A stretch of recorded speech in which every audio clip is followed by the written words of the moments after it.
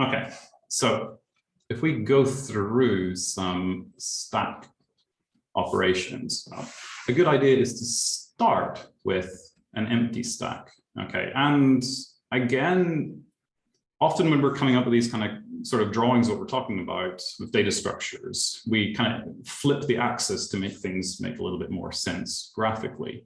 So we have our stack, which can be considered this container. Okay, now if we are to push something into our stack, my stack is called S, and I'm just going to use simple integers. Okay, we have our stack, and we consider that we are pushing something into this stack. So we have a new element down here. Okay. The one thing we also need to keep track of is what is the top of this stack. Right now, for us, that's pretty easy. The top is just a pointer to this element. Okay. Now, if we repeat that, we push another element onto our stack. I'm going to just use integers here. Okay, the current state was we had 1 there. If we put in another element, pretty simple, it goes on top. And we update our pointer. Okay. So we know what the top element of the stack is. We can also, one of the operations is to peek the stack. Okay. And this is, again, just if we have a stack of 2 elements, 2 and 1, and we know this is the top element of our stack, all we're doing is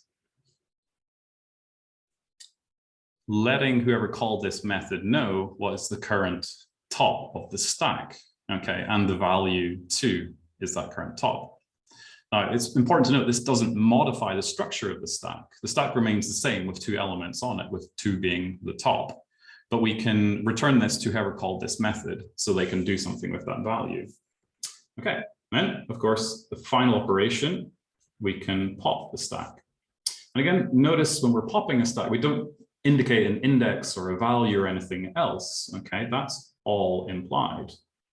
Okay, so if our stack has 2 elements, 2 and 1, and we know this is the top, then what we're going to do is the opposite and remove that element.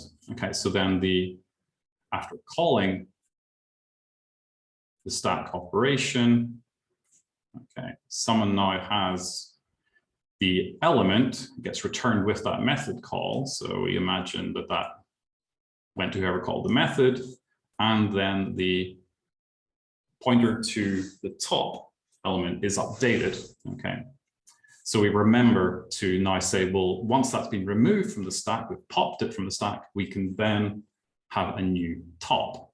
Okay, what's critical, now this is the kind of theory of this, the critical thing is that all of these operations should have constant time. Okay, we shouldn't have to do any management of the order of these elements or do complicated things counting where the top pointer should be. Okay, and if we know it's constant time behavior, then for any job that needs a stack-like behavior, we know it's going to be fast, and this will be the worst case. There will always be constant time.